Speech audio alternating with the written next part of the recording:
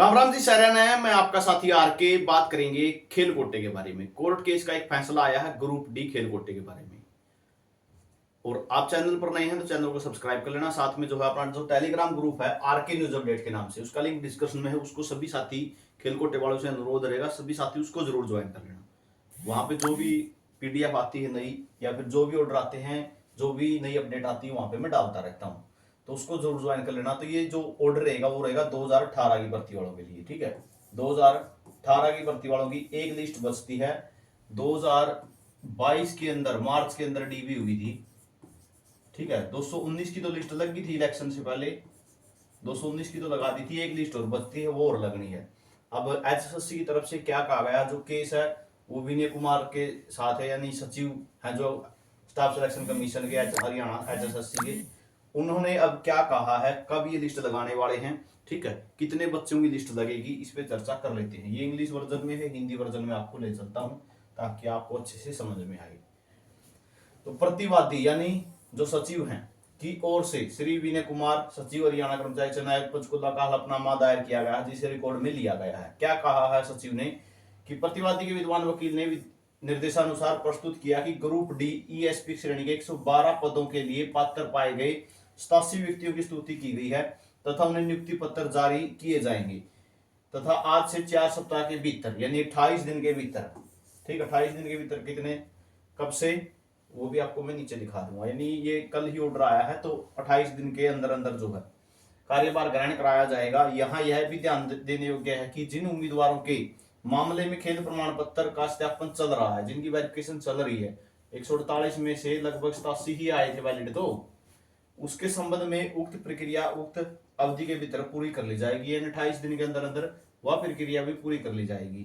उपरोक्त के मद्देनजर वर्तमान याचिका में कोई कारण शेष नहीं है, ठीक है, और इस प्रकार इसका निपटारा किया जाता है। यानी जो ये अवमानना याचिका लगी थी, ठीक है, उसको अब क्लोज कर दिया गया है 28 दिन का टाइम देते हुए। लेकिन हालांकि यदि उपयुक्त अवधि के भीतर आवश्यक कार्रवाई नहीं की जाती तो वचनबद्धता के अनुसार आवेदक है, जो याचिकाकर्ता है, अवमानना याचिका को पुनर्जीवित करने के लिए मांग करने के लिए स्वतंत्र होंगे।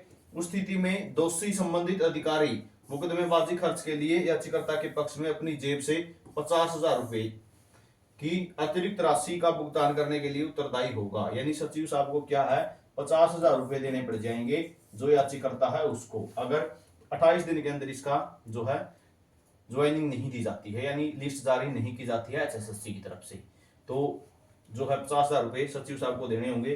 28 दिन का टाइम दिया है। अब आप ये लगा सकते हो लगभग 13 जून तक का, ठीक है, 13 जून 2025 तक ये लिस्ट जारी करनी जरूरी है, ठीक है। 13 जून 2025 तक ये लिस्ट जारी करनी जरूरी है। अब बहुत से कैंडिडेट पूछेंगे 87 तो आ गए, ठीक है, 112 सीटें बताई हैं इन्होंने खाली हैं, 87 कैंडिडेट आए हैं। ये 87 कैंडिडेट कहां से आए हैं, जो 148 का ऑर्डर आया था, ठीक है, वहां से, और लगभग 54-55 का जो और एक और केस है, ठीक है, वहां से कुछ कैंडिडेट आएंगे। तो सीटें 112 आपके पास, ठीक है, इन्होंने बता दिया है। कैसे बताया है इन्होंने, 49 डिपार्टमेंट से इन्होंने डाटा मांगा था, ठीक है, उस डाटे के बेस पे इन्होंने बोला है कि हमारे पास 112 सीटें खाली आ गई हैं और 87 कैंडिडेट वैलिड होके आए हैं, ठीक है। 87 कैंडिडेट वैलिड कहां से हो गए, जो 148 का ऑर्डर है उसके अंदर, ठीक है, वो चेक कर लेना आप, ठीक है भी अपने पास, वो भी वो मैं टेलीग्राम ग्रुप में भी डाल दूंगा अपना। तो 54 और 55 के का एक और केस है, वहां से देखो कितने आते हैं। अब बात आती है यहाँ पे 112 सीटें हैं, 87 कैंडिडेट ही वैलिड हुए हैं, तो लगभग यहाँ पे ये कह सकते हैं 13 सीटें तो यहाँ पे बचती हैं और 12 यहाँ, 25 सीटें और बचती हैं, ठीक है, 25 सीटें खाली बचती हैं। तो यहाँ से जो कैंडिडेट आएंगे वो भी यहाँ पे सेलेक्ट हो जाएंगे। तो ये आप सभी के लिए जानकारी रहेगी 2018 वालों के लिए, ठीक है। 2023 का तो आप सभी को पता ही है जो चला हुआ है, ठीक है। सेकंड लिस्ट और थर्ड लिस्ट वालों की ज्वाइनिंग अभी पेंडिंग रहती है, ठीक है। तो अभी जो फिलहाल 2018 वालों के लिए है 28 दिन का और इंतजार आप सभी के लिए।